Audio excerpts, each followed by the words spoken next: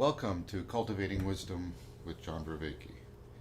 If you're joining us for the first time, um, I'm chuckling because this is actually the last session we're going to have together. This course that began, I think, in March or April. And you're most welcome. What I recommend you do is go to the description, the links to the very first lesson.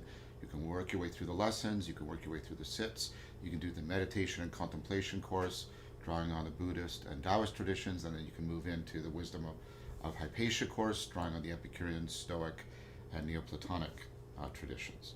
And then if you wish to continue practicing with the community, there's a link to the Discord server in the video, and you can go there to meet people who have gone through this course, formed a Sangha together, integrated with the more expansive community on the Discord server.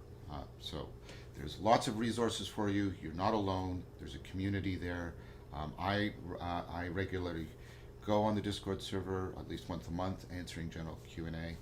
So you're most welcome. So as I said, this is our last session. I want to take this time now to thank Jason and Amar, who've done so much for us all the way through. It has been when the people that you love give you great gifts, it matters, and so they have done that for me continuously. And I want to thank all of you who have joined and attended and been involved and supported each other. I strongly encourage you to keep doing this. You have something really important that you've all built together, and keep it going and keep it growing. And I'm not disappearing, but this course is ending. I will still be available for the general Q&As on my channel, the general Q&As on the Discord server.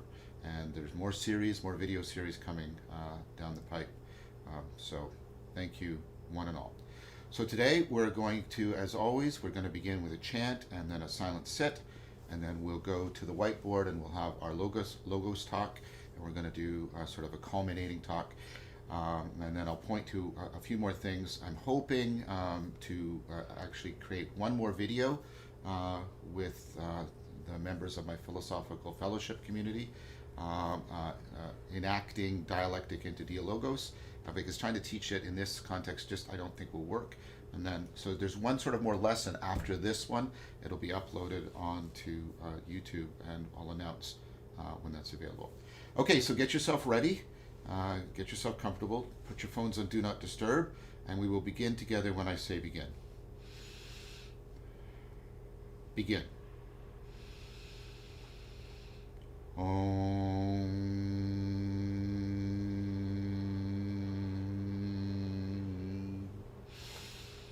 One.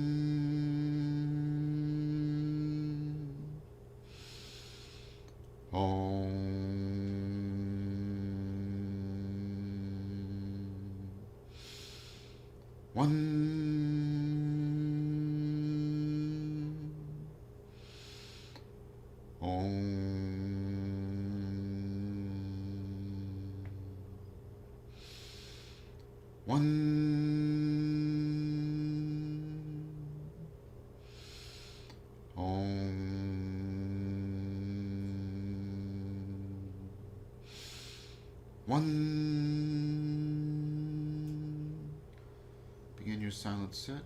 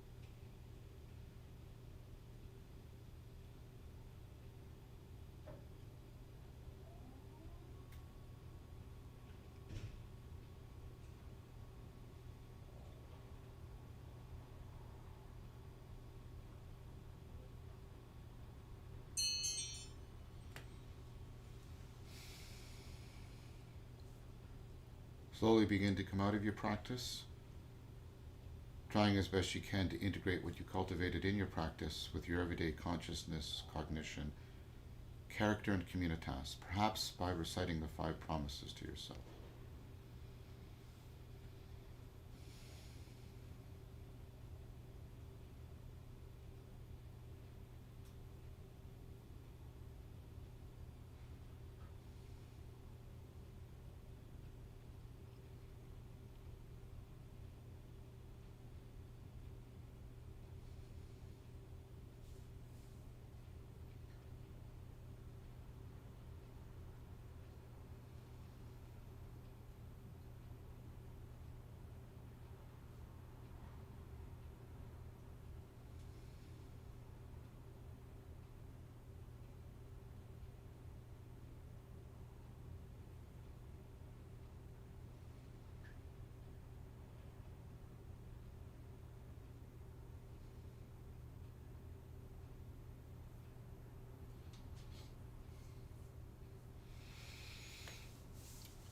Okay, now we're going to move to the whiteboard.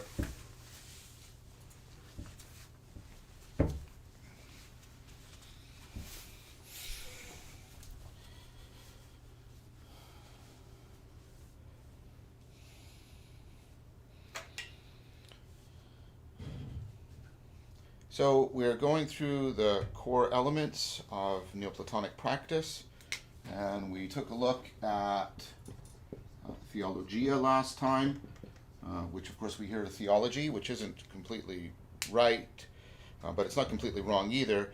What we're basically doing here is this is rational reflection, right? Rational reflection on the orders of intelligibility, all those levels and patterns by which we make sense of things. And the fundamental insight is the deepest patterns of intelligibility signify being. They're the lens through which we can come into a conformity awareness of being.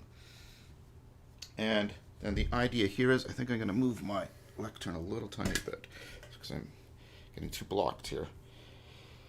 All right, so the idea was this basic idea of the forms, the eidos, and these are these, we don't have quite a right word for it. Remember, these are these paradigmatic patterns, powers.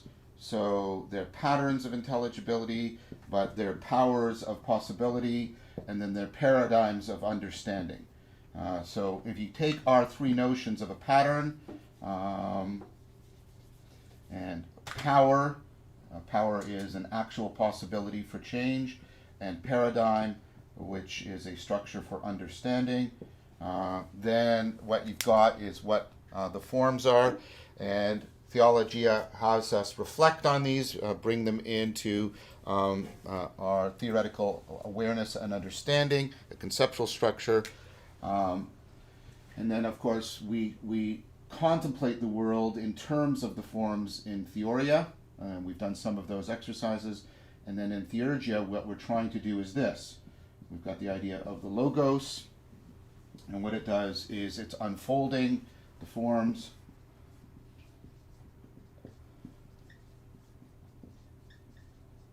in any intelligible behavior, prototypically speech, but also imagery, narrative, etc.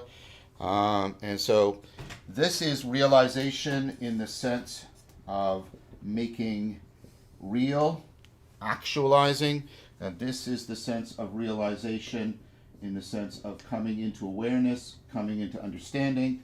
And what we're trying to do in Theurgia is we are trying to symbolically enact this at one-ment, the realization of realization. Nishitani, one of the greatest figures of the Kyoto school, defined religion as the self-realization of reality. And in that sense, this is like a religious thing we're trying to do in Theurgia. Okay, so Theurgia is to enact this in one-ment. It's symbolic enactment. And then I gave you the 4 ins of Theurgia. And I want to remind you that you're already doing Theurgia. You're doing it in Lectio Divina. You're doing it in Philosophical Fellowship. So I'm just adding some new components to it so that you have a rich reservoir of things you are doing with respect to theurgia. And so what we're trying to do is co-activate, mutually afford insight, intuition, which is not a magical romantic faculty. This is your ability to pick up on complex patterns in the world outside of deliberate focal awareness. Internalization, which is in many ways the pivot point of this. Internalization and inspiration. The sense of empowerment, of arousal and encouragement, so that brings you into aspiration, seeking self-transcendence and self-transformation. So these are the 4 ins. This is how you get into theurgy. You're trying to activate in a coordinated fashion this gestalt of processes, cognitive processes. Then I made an argument last time drawn from Corbin, and I'm suggesting that we put Corbin and Jung together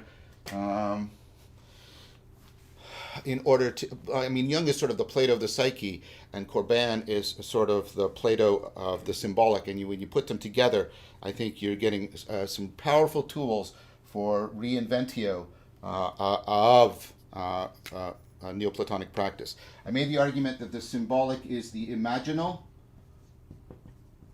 and the imaginal is not the same thing as to have an image, or to have a conception of something.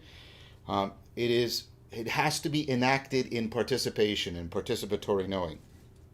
Let's remember that the word symbolon originally meant to join together.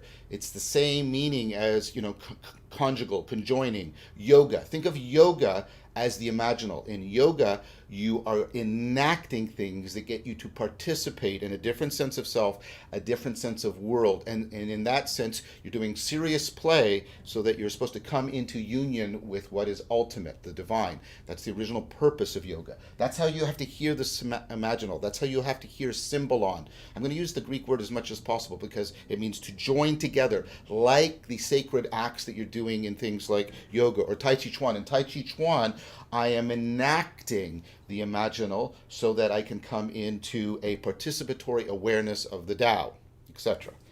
Okay.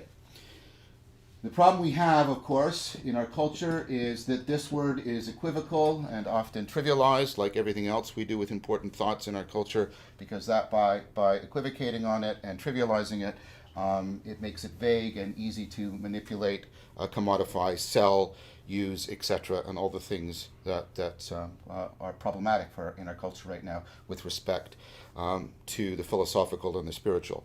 Okay, one meaning of imagine, of course, is mental image. So when I say imagine a sailboat, you form a mental image.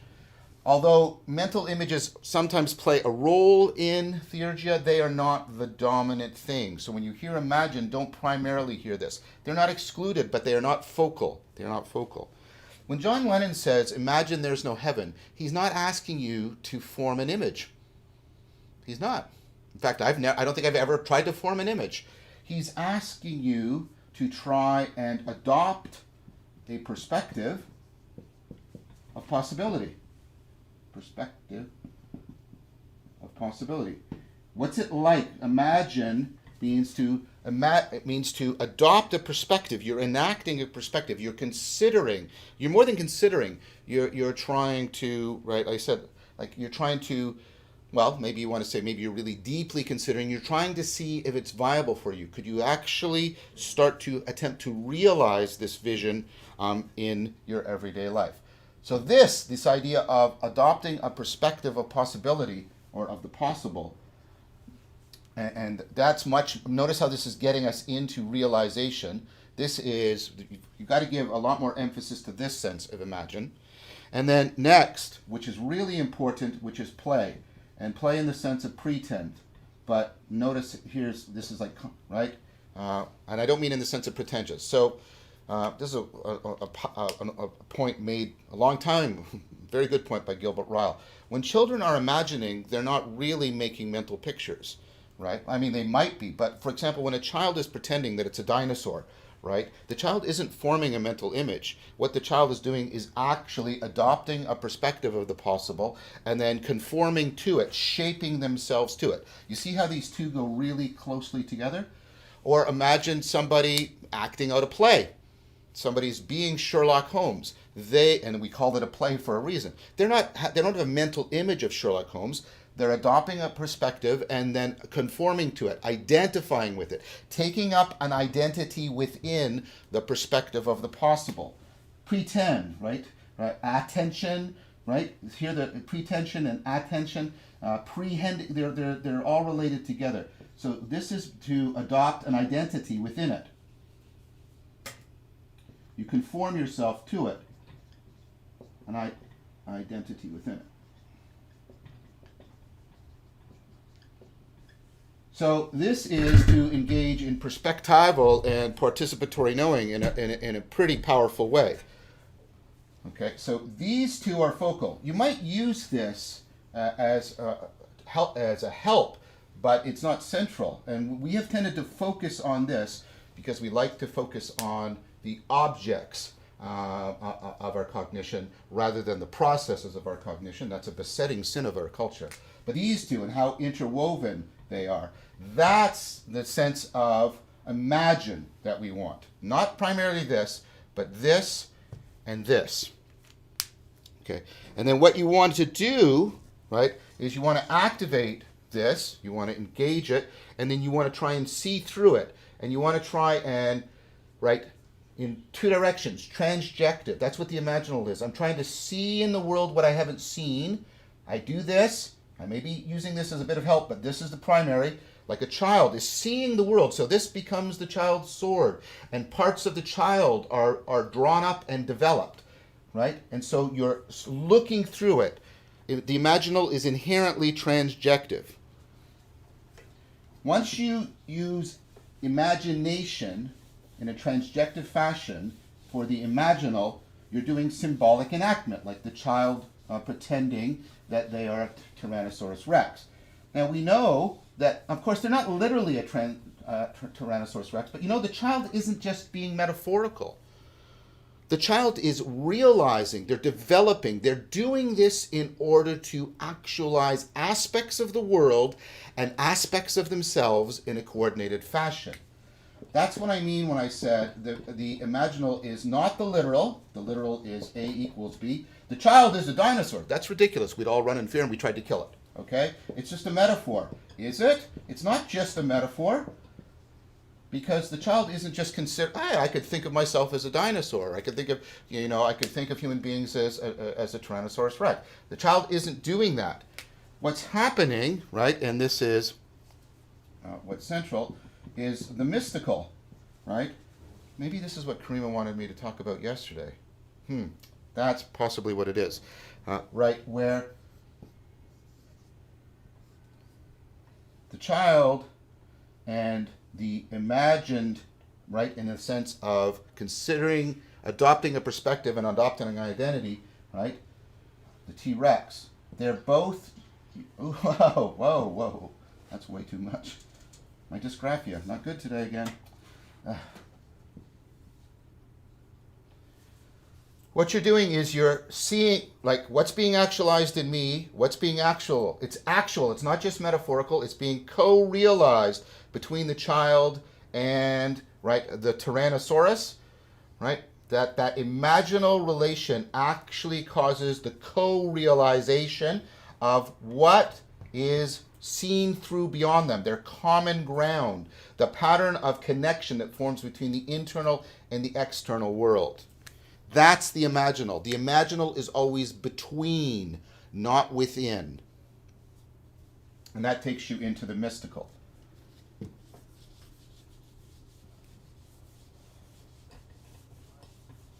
What we see is the shards of Neoplatonism in Jung and Corbin and others, and we can and within Neoplatonic Christianity, Eastern Orthodoxy, and what people are doing, myself included, is trying to gather those shards together and reassemble the lens that through which the world can be seen and through which we can also see ourselves. Okay, so last time we did the focusing practice as a practice to participate in the imaginal, right? It wasn't, when you're getting your handle for that incohate thing that's coming up out of your unconscious, It's often not literal. It's not just metaphorical. It's imaginal. You're enacting the imaginal in a powerful way. You're trying to coordinate the conscious and the unconscious minds so that they co-realize together. Now, in conjunction with that, I want to talk about a practice from Jung, and a practice that I have deeply and continue to deeply practice. I went into Jungian therapy for about a year and a half, obviously for personal reasons that I won't go into, but also, and this is the case, explicitly because I wanted to truly understand Jung as a way of practice. So part of the problem with Jung today is many people talk about Jung and talk about things, but they don't know, they haven't actually, if you haven't actually done the therapy with somebody and you haven't done the extensive dream work, I don't mean to sound harsh, but you really don't understand Jung. It's like saying you've understood how to make love, when all you've done is looked at pictures and read books and talk about it a lot, right? There's you have to, and you have to do it with somebody else. It's an inherently dialogical thing. That being said, I'm going to try the best I can to make use of the book written by my therapist, which I think is an excellent book on how you can individually or perhaps even collectively do dream work together. And that's the book by George Slater, Bringing Dreams to Life. I recommended it last time that you get it. George Slater, Slater, Bringing Dreams to Life. I want to read you a couple quotes right from the beginning of our session here on this from George, and because they bespeak of the attitude you must take in this practice. Okay, so first of all, there's an attitude of diligence. As I mentioned last time, you've got to get a dream journal. And every night you go to bed, you can say to yourself, may I remember my dreams, may I remember my dreams, may I remember my dreams. When you wake up in the morning, before you open your eyes, what did I dream, what did I dream, what did I dream? Even if you can't remember, open up your dream journal and write down the date, and I didn't, no dreams to report. But if you keep doing this on a regular basis, it gathers momentum like a snowball going down a hill. And what happens is you will start remembering more and more of your dreams. And then you have material to work with. Now, here's something that George doesn't talk about, I don't think very much in the book, but often it's good to, you'll find that I'll show you how to interpret your dream, but often there's relation between dreams. There's dream sequences that you'll eventually pick up on if you keep a journal. If you don't keep a journal, first of all, you won't remember your dreams as well. It'll be hard to do the interpretation, and you won't pick up on the dream sequences. Okay, so now here's the quote. There is a danger, however, in treating dreams like puzzles to be solved. So if we bring the attitude towards this, that there is a puzzle to be solved rather than a dialogue to enter into, you just stop doing it, okay? Just stop doing what you're doing, because you've radically misframed this process totally. Look, what I'm trying to do in this work is I'm trying to go transegoic. I'm trying to get to the aspects of the psyche that are deeper and developmentally beyond the ego, transegoic. And then what I want to do in Theurgia is I want to put that into resonance realization with what is trans-egocentric. Can I see the world can I see and be in the world from something beyond the egocentric perspective? In order to do that, I have to realize the trans-egoic elements of the psyche. If you enter into this from an egoic framework, I'm going to interpret this and figure it out. Ego, forget it. Then you're not going to get this, and you're not going to get this. And then, I don't know what you're doing, maybe some form of very sophisticated narcissism, but don't engage in that. That is a radical misframing. So George goes on. I want to read you more. This is a quote at length, but I think, there was a lot of wisdom in George, and I really benefited and appreciated it. So he emphasizes two words that he wants to challenge. He starts the quote by, these two words are emphasized, thinking about a dream objectifies it. Notice, right, tries to literalize it, right, tries to turn it into a puzzle that can be manipulated and solved, right, into a problem of which I am curious, not a mystery into which I wonder. that wasn't all of him, that was me. So thinking about a dream objectifies it, much like hanging a picture on a wall. I love this imagery. Or as something we can talk about or admire. There it is. And that's what I mean about the narcissist. Look at my wonderful dream. Oh, there it is. Okay? I'm so special. Okay? We can talk about or admire. Now to pick up his quote again. Rather, the meaning of dreams is something we grasp best by experiencing it, like entering into a picture and feeling it as a part of ourselves. Participatory knowing, internalization, right? Interpretation that is only analysis turns images into concepts. The kind of meaning that is given by the symbols and images of dreams is experienced by entering into, or, and he now emphasizes these two words, participating in symbols. Symbols are something that is fundamentally known through participatory knowing. We activate a perspective and then we adopt an identity within it when we go through a process of identity transformation. It is participatory knowing, because that is the fundamental knowing by which we realize transjectivity. Okay, so his other main slogan is energy follows the image. Now energy here is, right, he means psychological energy. What's not what in his day used to be, in Jung's day used to be called psychic energy, but we can't use the word psychic anymore because it means you have weird ectoplasmic, non-scientifically accessible energies that allow you to talk to your dead grandmother about how dolphins are really sort of going to take over the world or something ridiculous like that. So I don't use that word anymore. Instead, we have what is meant by psychological energy. You know what that is? That's relevance and salience and arousal, etc. Okay, so symbols are not just images. And here's how Jung is the inner Plato.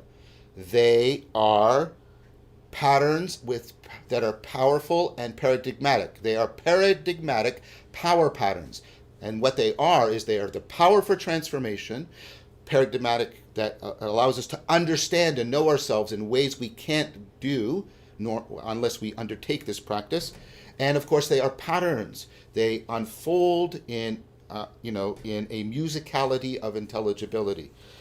And so we have to learn to, like the way you listen to music and participate in it and resonate in it and internalize it and intuit into it and get insight from it. That's the attitude you have to take towards your dream content. Okay, so George gives a 24-step program, which I think is a little bit burdensome. I've generally collapsed it down into sort of 12 steps that I want to share with you. Okay, so you've written down your dream. You just write down your dream, and then later you turn to. I don't even want to say interpret it anymore because that sounds like a puzzle.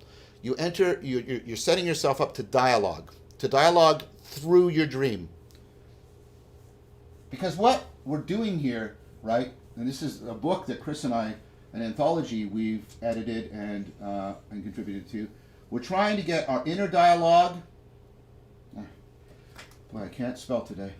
Just cannot spell. Inner dialogue, and right, with the transegoic, and our outer dialogue with the trans-egocentric. Gotta wait. Okay, no. That's what we're trying to do. So I'm going to talk about this now. And like I said, I'm going to release a video doing dialectic into dialogos, which is the outer form. And so what we're doing is I'm emphasizing this half of this equation right now. Okay, so one of the first things you want to note is the setting. What's the setting of the dream? Paying attention to just what you're doing at first is you're just making a lot of stuff explicitly, right, focally salient to you. What was the setting of the dream? Just take a time. What's the setting? Because the setting is often deeply informative. Settings matter. Everything in that right, often in a dream, matters for the purposes of the dialogue. Obviously, you want to look at the central images. I saw my father, or, there was an elephant. What are the central images, especially the ones that struck you as filled with power. And sometimes that power can be almost numinous. I remember a dream where I went through an underground tunnel, and then I was flung into empty space, and then there was the sun right beyond, and it was so big it was beyond my comprehension. And of course, that Jung would say that's I'm encountering the self. Proclus would say I'm encountering the one within, etc. You want to look at what are the main themes. What are the main themes?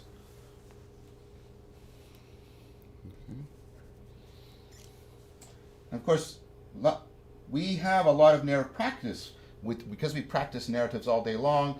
We have we've got a lot of implicit, sometimes explicit skills of picking up on thematic arcs within a story. The fourth, you want to look at the action, the transformation. How is the energy flowing in the dream? How is it being transferred? How is it being transformed? Is it being gathered? Is it dissipating? And in some sense, you're also looking for the logos of the dream. How does it gather together, right? How does it order? How does it fall apart? You're looking for this. How is the energy transferred? How is the energy transformed? So that's the first set of four.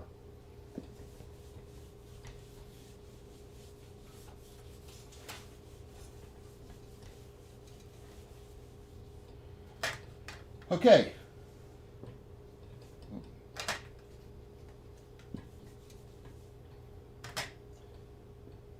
Fifth, what you want to do is, what's the feeling tone?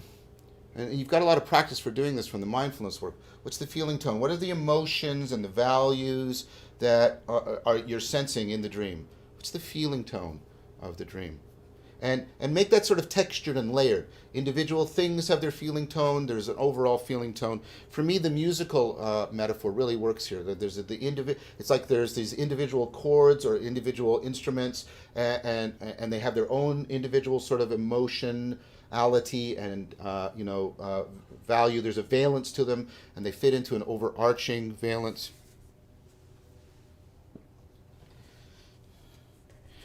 Next thing. And what you I should have said tone. I should have mentioned this. But this is where you come to it in the practice. But when you record your dreams in the morning, when you wake up, presumably, try to note your feeling on waking. Were you happy? Were you afraid? Were you relieved? Were you perplexed? And now, so write that down when you write down your dream, and then when you come to this stage, you reactivate that feeling on waking. Because what you want to do, right, is you want to know there's a symbolon that's trying to form here. What's the symbolon? The symbolon between your perspective in your dream and your perspective in your waking life. Try to co-feel them together. How do they want to join together, right? Notice the symbolon between your unconscious, when you're in the dream, and your conscious perspective and sense of self. What was your sense of self? What was your perspective in the dream? And then what's your sense of self and your perspective on awakening? Okay. 7. Okay. Try to remember the previous day's events. What was going on in that day before you had that dream? Is there any symbolon that wants to, logos, gather together and take shape between those? Notice how all of these are increasingly having this dialogical feel, and because that's the correct attitude. Maybe nothing comes up, but maybe you go, oh yeah, there was this, oh right. Remember the insight part of Theurgia? 8. You want to take a look at the emotional and salience landscape surrounding the dream. What's going on, around in your life in general before the dream, and perhaps as you look forward to the days ahead. What's the overall emotional and salience landscape of the dream? Of the dream context. Sorry, I misspoke. What's the overall emotional and salience landscape of the context within which the dream it takes place. So what's the shape of your life in the days before, and you've already done a bit of that here. And how is that arcing into what you're anticipating going forward? Okay, that's the second 4.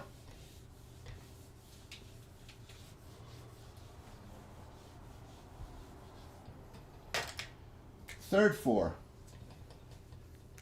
Okay, associations, and this is a big chunk. I recommend doing the mind map where you draw things and then you draw associations and you draw it out like you're doing when you're brainstorming, right? And you can use the size of the circle to indicate its its salience or relevance. Put the some of the core images and spin off the images and just associate here. And the idea here is that associative patterns specifically engage the right hemisphere. They open us up to making connections we normally do not make. And of course, this is prototypical for the psychodynamic approach, Freud and Jung. Right? One of the things to think about here are similarities. Okay, you want to look at some similarities. Similarities to elements in your life. And they may not be conceptual similarities. They're just, this comes up for me. I don't know why, but it comes up. Right? Similarities to elements in your life. Memories get recalled. That's an association. Wow, that's similar in some way. Because a lot of the similarity is not conceptual, propositional. It's procedural, perspectival, and participatory. The ego loves to talk, right? It loves propositions. And often to get to the trans-egoic, we have to make connections outside of the propositional. Now here's something that's important. To mythological stories, fairy tales, religious stories, popular culture. Association, it's making me think of Captain America, or it's making me think of Dracula, right? Note that down. Note it down, mind map it. Note all the similarities. 9 and 10 are like the pivotal parts of this practice. Next is amplification. What you want to do, and I'll put, I meant to bring it out to show you guys. I'll put a description in, I'll put a link, I'll put a description, sorry, the name in the description of this video. You want to get a very good dictionary of symbols. A very good dictionary of symbols. And what you want to do in amplification is you start looking, okay, you've done everything you can. What have other people reported in general about these images? This is, you amplify it, you open it up. So you want to use, right, not what do your dreams mean. In fact, I didn't mean to put that up. Don't get a dream dictionary. Those are largely useless. Get a symbol dictionary. And like I said, I meant to bring it and show you guys. I'm sorry. I have one beside my bed, and I forgot to bring it up. You want to get a good one, and don't do this first. That's really crucially important. Do not do this first. Do not do this first. Do not do this first, because then you will go into the egoic, I'll interpret and I'll solve this puzzle, and here's the manual, and there we go. That was all very nice and tidy. Do this only after you've done everything else. Okay? You want to get your symbol dictionary out. Okay? And then what you want to do is, wow, I didn't know that people have generally considered bears to be symbols of this. And see if that resonates with you. It might not. That's fine. Let it go. Don't force it. But you might go, oh, that's how you use the symbol dictionary. Next thing you want to do is you want to look for compensation. Jung's compensation, whether or not you take a full Jungian approach or more about insight, dreams are giving you the opportunity to move to a perspective and an identity that is compensatory for how your perspective is too narrow or how your identity is too stuck. Look for how the dream is trying to move you to a compensatory perspective and a compensatory participation. You have to look for that. And that's why you don't do this until after you've done everything else. Okay? You might want to do active imagination. Some people use this as a separate technique on its own. I won't talk too much about it, but what you can do is you can reimagine the dream, but don't just image it, right? Go, like George says, go into it, relive it, let it unfold. What's going to happen in that dream? Maybe dialogue with some of the characters in the dream. See what comes out from it.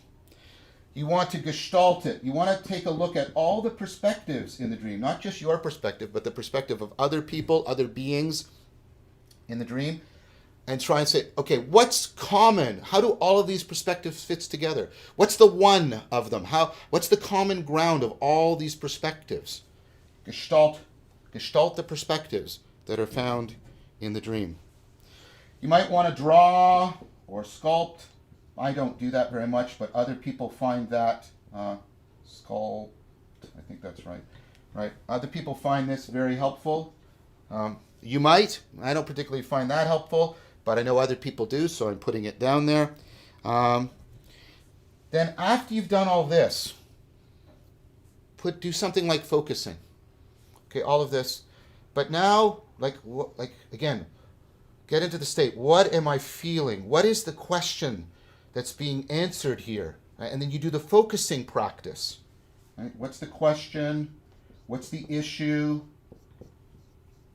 And here's where you can apply focusing. Of course, as I mentioned last time, you should be doing focusing just on its own. But here's where you can apply the focusing practice to draw it out in amplification. Completion. This is the last thing of amplification, right? Does the dream seem complete? If it was incomplete, how would you like the dream to be completed? But also ask yourself, how would the dream like to be completed? And that's where the active imagination can be helpful. You go in and say, how would you, speaking to the dream weaver, right? How would you like this to be completed, to unfold? Okay, then the four ins. How did this inspire you? What insights did you get? What intuitions are brought up? And most importantly for dream work, given your insights and your intuitions and your inspiration, what can you internalize?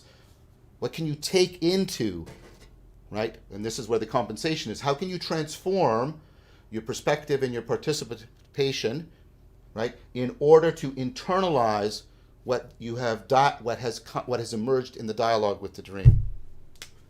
And then once you do that, and this is the most important of all, because this is how the dialogue goes forward into your life, what's your conscious response going to be? Once you internalize this, and it's disclosing new things about the world and yourself, this is like Lectio Divina, right?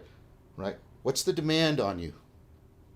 What do you need to do? How can you take responsibility by responding? How can you take responsibility for what has been disclosed to you in the dialogue?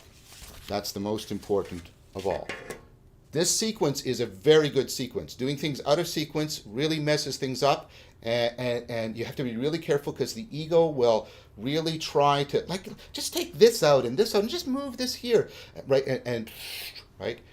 And it is a very, this is the one thing, it is a constant temptation to bullshitting ourselves, right? That we're going to turn this into thinking about it, solving the puzzle, being curious, and then, of course, this isn't theurgia anymore. We're not doing the work of the gods, right? Remember, theurgia is the work of the gods. But remember this word, enthusiasm, and theos. We get our word enthusiasm. It literally means we're in a God. There's a God within us, and we're within a God. We've internalized something. That's what you're actually after. You're not after the satisfaction of your curiosity. You're after the power of transformation and healing.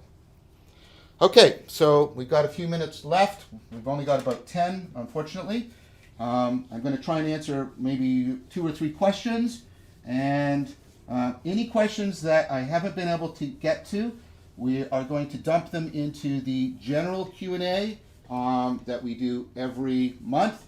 And we'll slowly work our way through them. They will not be abandoned. Your questions will not be orphaned in an epistemic desert. They will be addressed at some point, I promise you. Okay, so let's return back to the mat Jason's going to switch the cameras back.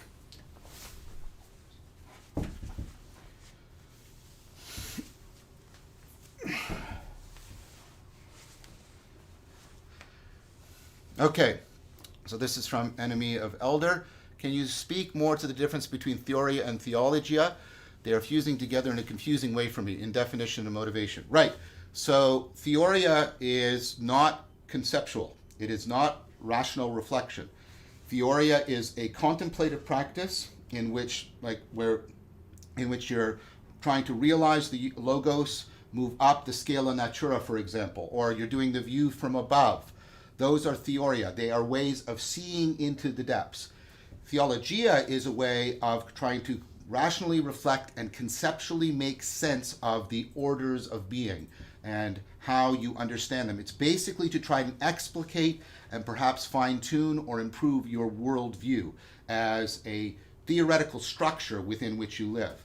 I know, and they, of course, all of these things do overlap, but theologia is very much more like philosophy, right, as an academic practice, whereas theoria is much more like meditation. It's a contemplative practice.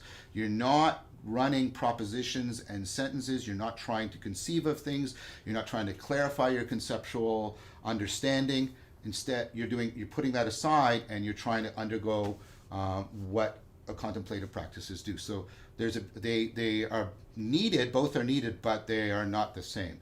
And I've tried to show you the relationships between theoria, theologia, and theurgia, and how they take us into theosis, which is that at one-ment with what is most ultimately and transformatively real for us. Okay, so Matthew McCready. In the way you relate your issue with trust to the tightness you feel, what should I do when I've observed a tightness and twisting in my heart area but don't know the issue that causes it? So that, Matthew, that's a prototypical example of when you sit down and do the focusing exercise.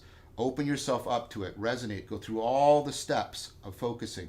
So, and remember that the attitude is dialogic. You're trying to afford it a shape, a space, a basic vocabulary so that it can talk to you, giving it a face and a voice, invoking it so that you can enter into it, you can face it and dialogue and talk with it. So the focusing practice is exactly what you do. So, if you have something like that, if you are embodying a question or embodying an issue, you don't have to, what's the issue now? You don't have to start that way. You start from that as the issue that you're going to do the focusing practice on. Badar Al-Tamani. Hey John, love your work. Thank you. Question. Are these teachings able to scale to a mass level, or are they an internet niche? And if the answer is yes, how could we proliferate and propagate the set practices to transform people's being? So that's a great question, and I'm always in discussion with people about it. Paul Vanderklay, Jonathan Pajot, Jordan Hall, had a great discussion with Forrest Landry and Tim Adelaine, and Tyler Hallett. I think I'm misremembering Tyler's name. I apologize, Tyler. Last night, I hope that we all together agreed to release that publicly, because it was about this question exactly. And so at a theoretical level, doing lots of work on it, but at a practical level, things like the Discord server and the community that is growing there are basically trying to work out the mechanics of how this can scale up to larger communities and perhaps communities of communities. So I recommend looking for some of those videos if you want sort of a conceptual take on it, a theoretical take. I recommend joining the Discord server where you see people really engineering an answer to your question. Karima Cynthia Clayton. Question. In your non-duality talk with layman, I got excited when you said much suffering is caused by unrecognition of oneness. Perhaps you'd read my paper I mailed you last week, Separation from Oneness, the Root Cause of Psychological Suffering. No, I haven't. I'm sorry. I got that notion from Plotinus. Plotinus explicitly argues that the root cause of our suffering is a separation from oneness. It's also one of the fundamental claims of Vedanta, the illusory sense of separation between the Atman, the ground of your the ground of your internal world, and Brahman, the ground of the external world. They are ultimately realizable in a non-logical identity, an at-one-ment. Who would you suggest to read, past and current, whose work is on oneness? The entire Neoplatonic tradition. That's what it is, again and again and again and again and again. So Plotinus, Proclus, Damascius, John Scotus Erigena, Eckhart. There you go. That's it. That is the tradition that just unpacks this. Vedanta does too, but for me, the Neoplatonic tradition, just does it in a way that is so well developed and philosophically profound and integratable with a scientific worldview. So for me, those are just important and attractive features. Manual post. Can you go into how people can decide for themselves if they're ready to engage in Neoplatonic practices? Yeah, I mean, I think McClelland's answer to that is the right one. If you have practiced the Epicurean and the Stoic levels such that other people have noticed significant transformations in you on a consistent and reliable basis, chances are that you are then ready to enter into the Neoplatonic practices. I would recommend also, this isn't McClelland's argument, but it's an argument I presented to you guys, that you have already completed work on, on meditation and contemplation, inducing flow states, the Buddhist and Taoist traditions, because I think it's very tempting to spin off into mental imagery and fantasy and get all in your head if you don't have the mindfulness and embodiment practices that Buddhism and Taoism give us. And then, of course, Epicureanism and Stoicism really train a kind of inner peace and virtue that really has to be in place before you undertake the Neoplatonic practices. So I'll take one more question. No, two more questions. I'll take two more questions, and then that's it for today. Ostein Siverston, I have an observation and question regarding it. I have started to experience meditation-induced hallucinations. During deep Vipassana, I can see scary faces. One time, the face of the devil. I've answered this question already. I didn't answer the second part. During metta, I hallucinate. Yeah, I did. The I with the root. I did answer your question last time. So sorry, that was just a mistake in the question queuing. One more from Matthew McCready. I took the advice from a question in the last session, and it helped me relieve a lot of the tightness in my chest area. So thank you again, John, for everything. You're welcome.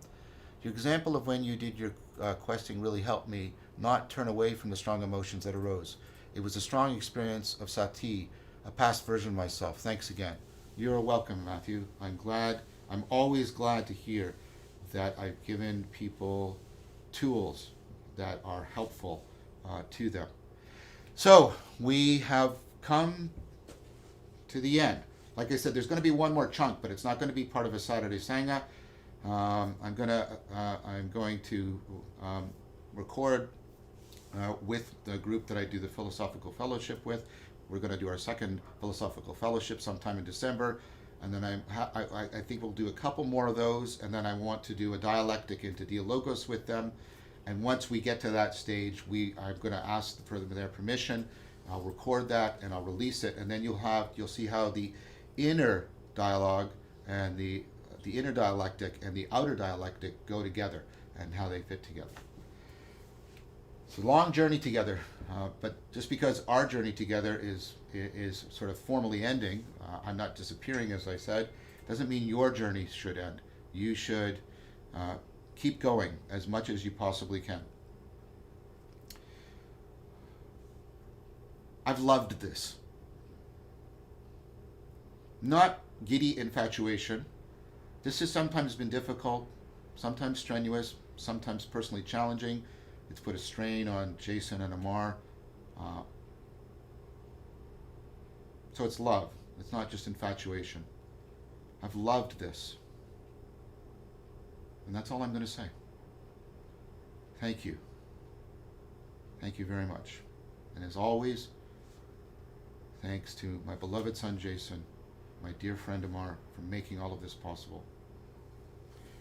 Remember, continuity of practice, now more than ever, is more important than sheer quantity. Don't hold yourself to a standard of harsh perfection, but virtuous friendship, because all of this has been about deeply befriending yourself so you can deeply befriend others and deeply befriend the world. Be lamps unto yourselves and to each other. Take good care, everyone.